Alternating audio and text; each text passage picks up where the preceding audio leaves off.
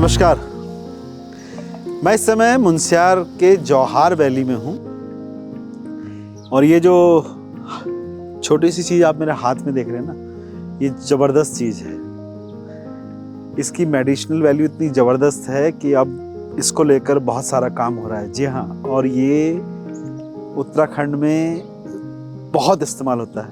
ये तिमूर है, कुमाऊं में से तिमूर कहते हैं, कई जगह इसे तिमरू भी कहा जाता है। इसका प्रयोग पूजा पाठ में भी किया जाता है, खाने में भी किया जाता है, मसालों में भी किया जाता है और कई तरह की इसकी मेडिसिनल वैल्यू भी है, मेडिसिनल चीज़ें भी बनती हैं। और जो इसकी सबसे बड़ी बात है वो इसका स्वाद है। इसका स्वाद बहुत ज़बरदस्त है।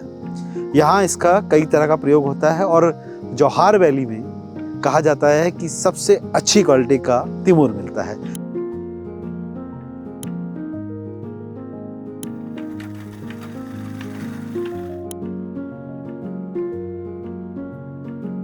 सीमांत इलाके में होने वाले तिमूर की तलाश ही मुझे मुनस्यारी लाई है।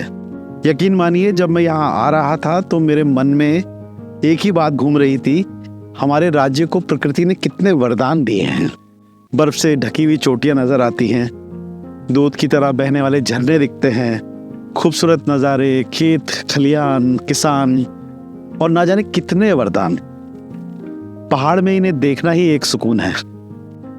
तिमूर उत्तराखंड की संस्कृति, रोजमर्रा की जिंदगी और खान पान में न जाने कितने सालों से रचा बसा है। पहाड़ में तो इसका एक अलग ही दर्जा है। अब तिमूर की चटनी को ही ले लीजिए, जाएगा तो क्या ही कहना।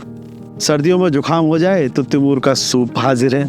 तिमूर का साग है, ये जाड़ों में पीते हैं। आई एम रक्षिता, I am coming from Tamil Nadu and I'm staying in Munsiari ka homestay and I'm having this delicious timur ka soup. Timur जब जुकाम लगे इस मुडुआ की रोटी के साथ चटनी बना के खाते हैं। जब बहुत ज़्यादा पुराने ज़माने में बहुत ज़्यादा बच्चों को सर्दी जुकाम होते थे, ये कपड़े में लगा के गले में लगाते थे, वो जुकाम और जाते थे उस समय। फिर रात में चावल के साथ सूप भी बनाते हैं, इसका सूप बनता है। अक्टूबर और नवंबर के महीने में जौहार के किसी भी इलाके में आप चले जाएं, तिमूर के बीज को तोड़ना एक उत्सव जैसा लगता है। हर घर के बाहर तिमूर के बीज आपको सूखते हुए दिखाई देंगे। इससे लगता है कितना जरूरी हिस्सा है ये हमारे संस्कृति का। हाँ, ये मैंने अपना खेत से लाया, अब मैं सुखा रही हूँ। ये खेत से लाया, ये अभी तोड़ के लाया, ये अभी तोड़ के लाया। ये लाल लाल दाना होता है, अभी तोड़ के ये 4-5 दिन हो गया तोड़ के लाए।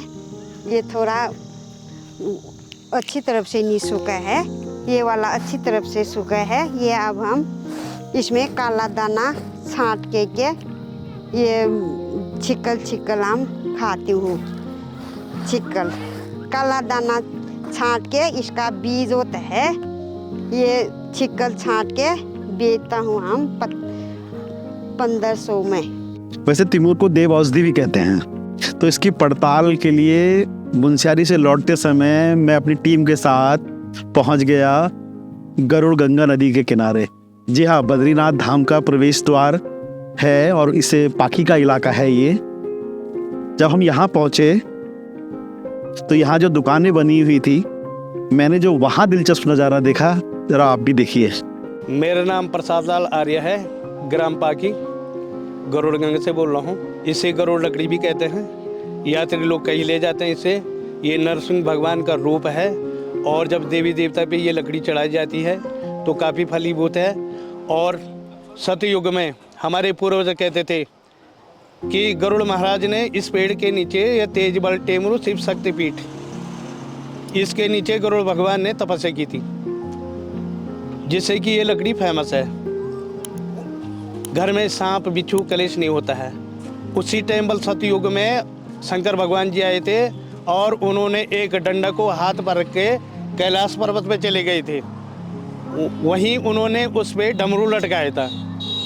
जिसे ये शक्तिपीठ शिव छड़ी भी बोलते हैं और गरुड़ लकड़ी भी बोलते हैं सर। इससे फ़ायदा बहुत है, जैसे सांप बिच्छू नहीं आते हैं घर पे, नज़र नहीं लगती है, नज़र टोना नहीं होता है, शादी ब्याह बारात में इसकी पूजा करते हैं।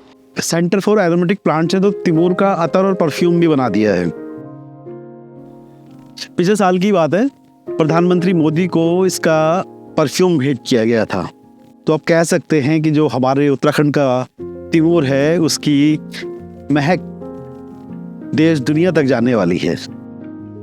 और जाए भी क्यों ना, इसमें घुली है देवभूमि की मिट्टी की खुशबू और यहाँ के मेहनतकश लोगों की मुस्कान।